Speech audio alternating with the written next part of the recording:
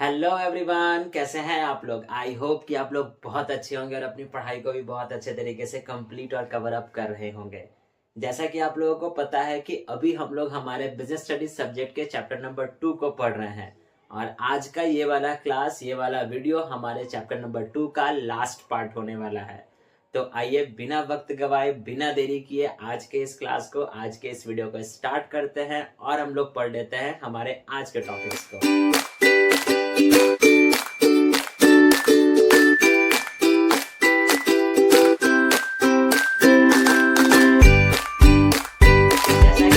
आपको बताया कि आज का ये वाला हमारा जो क्लास है वो हमारे बिजनेस स्टडीज सब्जेक्ट का चैप्टर नंबर 2 का लास्ट वाला क्लास है, लास्ट वाला पार्ट है। और आज के इस क्लास में हम लोग क्या पढ़ेंगे? आज के इस क्लास में हम लोग हमारे बचे हुए 2 टॉपिक्स को पढ़ेंगे, जो हमारा कहता है ऑक्सिलरीज टू ट्रेड और difference between industry, commerce and trade. तो इन्हीं दोनों टॉपिक को पढ़ेंगे और इसी के साथ साथ हम लोग हमारे चैप्टर नंबर 2 को कंप्लीट और कवर अप करेंगे। तो आइए समझते हैं हमारे आज के फर्स्ट वाले पॉइंट को। लेकिन वीडियो पे आगे बढ़ने से पहले और टॉपिक को पढ़ने से पहले, अगर आपने अभी तक चैप्टर नंबर 2 के प्रीवियस यानी पहले वाले पार्ट्स को कवर अप नहीं किया है तो उन सभी वीडियोस का लिंक आपको नीचे डिस्क्रिप्शन बॉक्स में मिल जाएगा और ऊपर आई कार्ड में भी प्लेलिस्ट का लिंक आ रहा होगा, जहां से जाकर कर आप चैप्टर नंबर 2 के सारे पॉइंट्स को कवर अप कर सकते हो। अब आइए हम लोग समझते हैं ऑक्सिलरीज टू ट्रेड कहते किसको हैं। अगर आपने ट्रेड वाला पार्ट पढ़ा होगा, वीडियो देखा होगा, तो आपको समझ में आया होगा कि ट्रेड कहते किसको हैं। तो अगर आपने देखा है तो अच्छी बातें हैं, याद होंगी तो ठीक है, नहीं है तो हम एक थोड़ा सा बस एक सिंपल सा लाइन आपको बताएंगे कि ट्रेड का मतलब होता क्या है। जब कभी भी वस्तुओं को खरीदा जाता है या बेचा जाता है तो उसको हम लोग ट्रेड कहते हैं। ये बात आपको मैंने बताई थी। Buying and selling of goods is called trade. बस इतना ही सिंपल सा एक सेंटेंस है ट्रेड का डेफिनेशन। अब कहता क्या है ऑक्सिलरीज टू ट्रेड किसको कहते हैं? तो देखिए लिखता है क्या यहाँ पर definition, activities which help in smooth flow of goods and services in market are known as auxiliaries to trade. Auxiliaries to trade का मतलब क्या हो गया कि वे सभी एक्टिविटीज, वे सभी क्रियाएं जो कि हेल्प करती है, मदद करती है मार्केट में गुड्स और सर्विसेज को फ्लो कराने में। और फ्लो कैसे? स्मूथ तरीके से, इजी तरीके से, आसान तरीके से फ्लो कराने में जब ये मदद करती हैं तो उन सारी एक्टिविटीज को हम लोग ऑक्सिलरीज टू ट्रेड कहते हैं और इनको हम लोग सर्विस सेक्टर के नाम से भी जानते हैं। और ऑक्सिलरीज टू ट्रेड जो होते हैं वो ट्रेड में यानी कि व्यापार में एक प्रकार का सर्विस प्रोवाइड कराती है। और सर्विस कैसे प्रोवाइड कराती है? या तो ट्रांसपोर्ट की फैसिलिटी देकर कर, या तो बैंकिंग सुविधा देकर कर, या इंश्योरेंस, या वेयर हाउस, या एडवर्टीजमेंट प्रोवाइड करवा कर कर। ये जो है वो मार्केट में गुड्स की फ्लो को स्मूथ बनाते हैं, ये सभी सर्विसेज प्रोवाइड करवा कर कर। तो इन्हीं को हम लोग ऑक्सिलरीज टू ट्रेड कहते हैं। जिस तरीके से इंडस्ट्री वाले सेक्शन में टर्शियरी सेक्टर का काम था प्राइमरी इंडस्ट्री और सेकेंडरी इंडस्ट्री को सर्विस प्रोवाइड कराना, उसी तरीके से ट्रेड वाले सेक्शन में सर्विस प्रोवाइड कराने की जिम्मेदारी जो होती है वो ऑक्सिलरीज टू ट्रेड के पास होती है। तो इसी को हम लोग ऑक्सिलरीज टू ट्रेड कहते हैं। आई होप कि आपको ऑक्सिलरीज टू ट्रेड समझ में आ गया होगा। बस सिंपल से, साधारण से शब्दों में याद रखिएगा कि ऑक्सिलरीज टू ट्रेड कहते किसको हैं। तो ऑक्सिलरीज टू ट्रेड उन सभी एक्टिविटीज को कहा जाता है जो मदद करती है मार्केट में गुड्स और सर्विसेज को फ्लो कराने में। और फ्लो भी कैसे? बहुत स्मूथ तरीके से, बहुत इजी तरीके से मार्केट में गुड्स और सर्विसेज को फ्लो करवाने में जब अगर कोई भी एक्टिविटीज अगर हेल्प कर रही है तो उन सभी एक्टिविटीज को हम लोग ऑक्सिलरीज टू ट्रेड कहेंगे। और ये एक्टिविटीज किस तरीके से प्रोवाइड करवाती हैं? तो सर्विस प्रोवाइड करवाती हैं। इसी कारण से इन ऑक्सिलरीज टू ट्रेड को सर्विस सेक्टर भी कहा जाता है। देखिए यहाँ पर मैंने मेंशन भी किया है, these are also referred as service sector. और ये सर्विस कैसे प्रोवाइड करवाते हैं? या तो ट्रांसपोर्टेशन प्रोवाइड करवा कर, या तो वेयर हाउसिंग देकर कर, या तो बैंकिंग, या तो इंश्योरेंस, या तो एडवर्टीजमेंट। इन तरीके की सुविधा को वो प्रोवाइड करवाते हैं ड्यूरिंग ट्रेड। इंडस्ट्री नहीं, ड्यूरिंग ट्रेड। जब ट्रेड के दौरान अगर ये सर्विसेज प्रोवाइड हो रही है तो उन सभी को हम लोग ऑक्सिलरीज टू ट्रेड में गिनेंगे।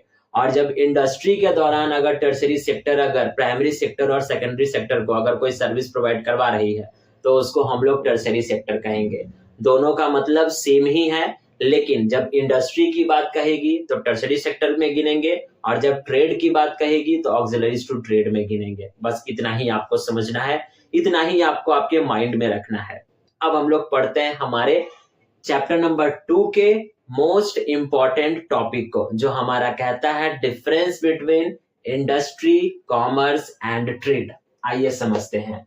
तीनों का डिफरेंस मैंने आपके बोर्ड पर लिखा है। फर्स्ट वन हमारा कहता है इंडस्ट्री, दूसरा कॉमर्स और तीसरा हमारे पास है ट्रेड।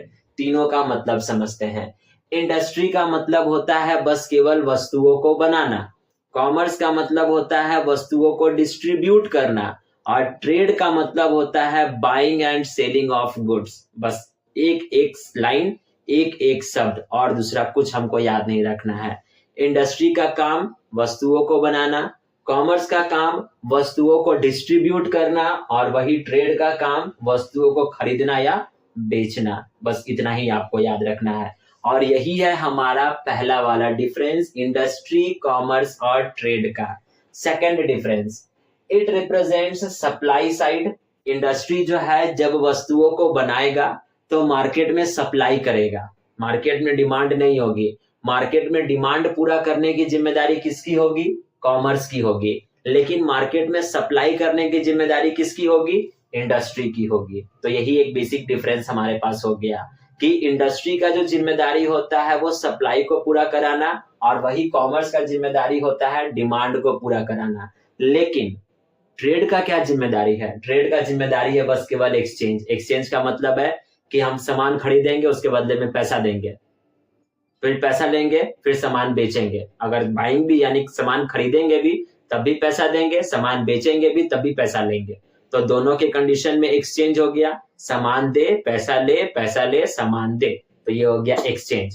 तो ये था दूसरा वाला डिफरेंस हमारे पास। जो दूसरा वाला डिफरेंस हमारा क्या कहा कि इंडस्ट्री जो होता है वो सप्लाई साइड को रिप्रेजेंट करता है, वही कॉमर्स जो होता है वो डिमांड साइड को रिप्रेजेंट करता है और वही ट्रेड जो है वो एक्सचेंज को रिप्रेजेंट करता है। ठीक, बढ़ते हैं तीसरे वाले डिफरेंस पे।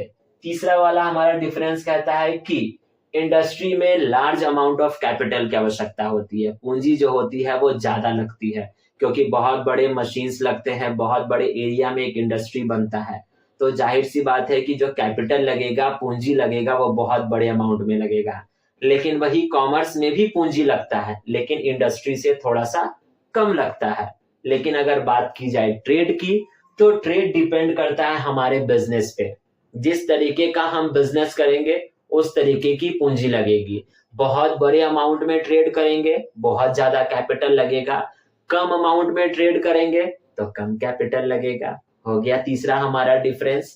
चौथा डिफरेंस की बात करते हैं। चौथे वाले में कहता है रिस्क किसमें सबसे ज्यादा होता है? इंडस्ट्री में सबसे ज्यादा रिस्क होता है, कॉमर्स में रिस्क इंडस्ट्री से कम होता है और ट्रेड की बात की जाए तो सबसे कम रिस्क होता है। ठीक है, रिस्क भी समझ में आ गया। पांचवा वाला, इंडस्ट्री हम लोग कहां से कर सकते हैं? तो इंडस्ट्री हम लोग हमारे घर पे भी कर सकते हैं, कोई दुकान में भी कर सकते हैं, या फिर इंडस्ट्री हमारे घर पे भी हो सकता है। अब आप कहोगे इंडस्ट्री कैसे हमारे घर पे होगा? हल्दी पैकिंग करने वाली इंडस्ट्री, हम अपने घर में हल्दी लेके आए, पैकिंग किए, मार्केट में बेच दिए। पापड़ बनाने वाली इंडस्ट्री, हम लोग अपने घरों में ही पापड़ बना रहे हैं, मार्केट में बेच रहे हैं। अचार बनाने वाली इंडस्ट्री, हम लोग हमारे घरों में ही अचार बना रहे हैं, मार्केट में बेच रहे हैं। तो घर पे भी हो सकता है, या एक छोटा सा वर्कशॉप भी हो सकता है, या एक बहुत बड़ा फैक्ट्री भी हो सकता है। कहीं पर भी हम इंडस्ट्री सेटअप कर सकते हैं। लेकिन वही कॉमर्स को कहीं पर भी सेटअप नहीं किया जा सकता है। कॉमर्स में वस्तु जो है वो एक जगह से दूसरी जगह पर जाते हैं। देखिए यहाँ पर लिखता है it involves movements of goods to the consuming centre, यानी इसमें कॉमर्स में जो गुड्स होते हैं वो एक जगह से दूसरी जगह पर मूव करते हैं, वो एक जगह से दूसरी जगह पर जाते हैं।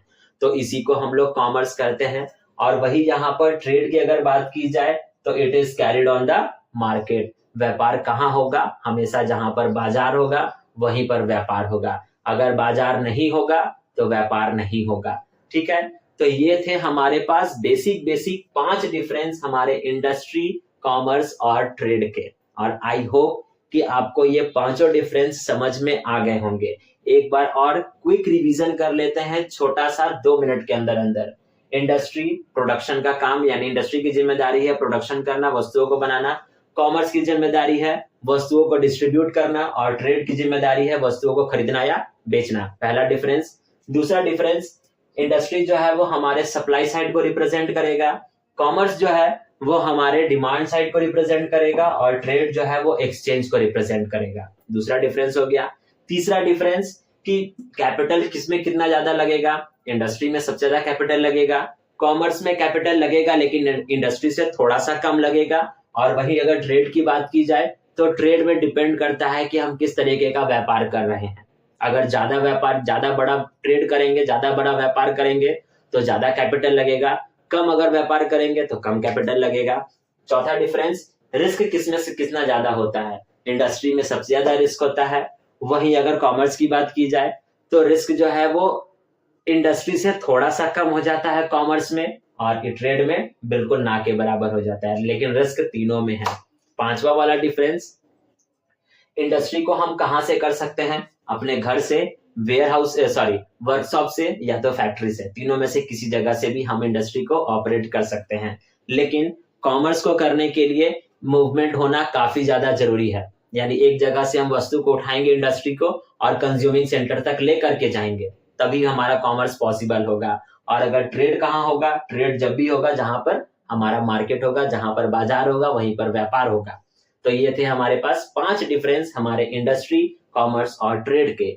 हो सकता है आपके बुक में और भी डिफरेंसेस हो, अगर आप ज्यादा खुश हो तो आप उन डिफरेंसेस को लिखिएगा, लेकिन जो 5 डिफरेंस है ये आपके लिए बहुत इंपॉर्टेंट है। तो इसी कारण से मैंने इन्हीं पांचों को ही हाईलाइट किया है। आपके बुक में हो सकता है 10 हो, 12 हो, 15 हो या फिर 8 हो, कुछ भी हो, उससे हमको कोई मतलब नहीं है।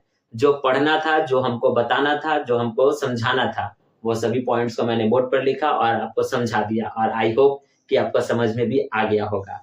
और इन्हीं टॉपिक्स के साथ साथ हमारा चैप्टर नंबर 2 जो है वो अब खत्म होता है, अब समाप्त होता है।